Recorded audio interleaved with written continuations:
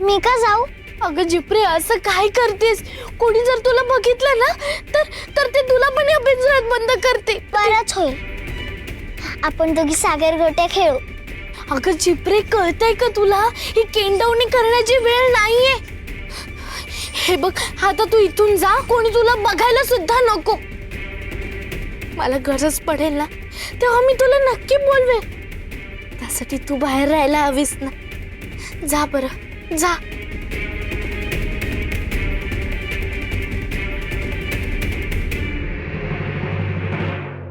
अरे कोण आहे तिकडे? कोण आहे पिंजऱ्याकडे? चिपरे बघितलं, मी म्हटलं होतं ना तुला, जा पळ लवकर इथून जा. चिपरे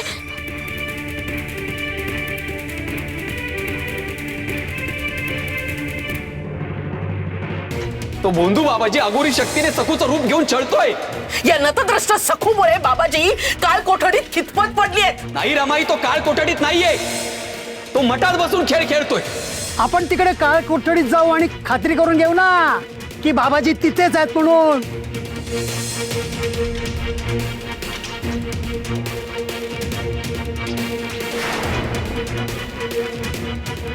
काय झालंय रमाईला? कोण जाणे, पण चेहरा पार उतरलाय. महागुरु चिंगरोबा, ही एवढी वेळ सांभाळून घ्या. माझ्यामुळे मी बाबाजींना संकटात टाकले. काहीही करा पण ही वेळ सांभाळून घ्या. रमाई रमाई अगं काय झालंय? एवढा कसला घोर घेतलायस तू? अगं तुझ्या चेहऱ्यावर स्पष्ट दिसतंय. वहिनी, अहो दिगूचं बोलणं फार मनाला लावून घेऊ नका हो तुम्ही. अहो तो ना नुसता बोलतो, कधी कधी तुमच्या विरुद्ध बोलतो, तो तुम्हाला दुखावतो तो, पण त्याचा तुमच्यावर फार जीव आहे हो. तुम्ही नका ना हो काळजी करू, घोर घेऊ नका हो तुम्ही.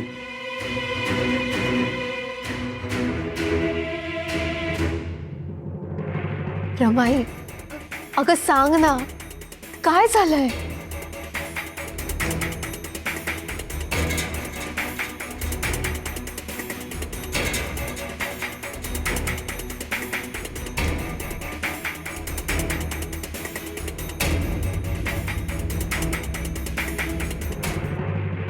बोला ना बाबाजी.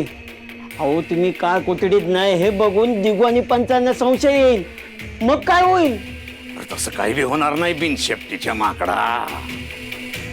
एकदा का सूर्यास्त झाला की कुणी किती बी मोठा पातशाह असो, त्याला काळ कोठडीत जायची परवानगी नाही. हे लोक हात हलवत परत येतील बघ.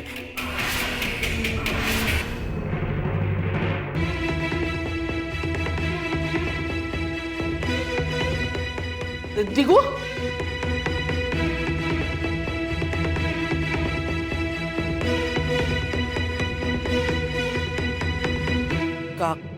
काय झालं?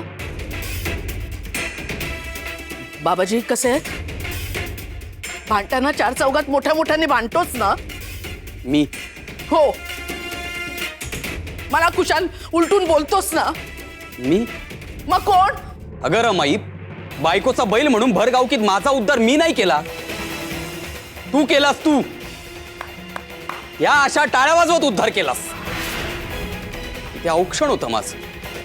आता सारखं सारखं तेच उगाळत राहणार आहेस का? मी काय विचारते तुला? तुझी दातखिळी बसली. अरे सांग ना, बाबाजी कसे आहेत? काळ कोठडीत खूप अशक्त झाले असतील ना? माझे देवस्वरूप गुरूंचे खूप खूप हाल होत असतील ना तिथे? तू बघितलंस का बाबाजींना? अरे बोल ना. बघायला भेट तरी व्हायला हवी ना. आज भेट झालीच नाही. कायदे खूप कडक आहेत. परवाना आणल्यावर दिवसा भेट होईल म्हणाले, म्हणजे आता उद्यावर गेला.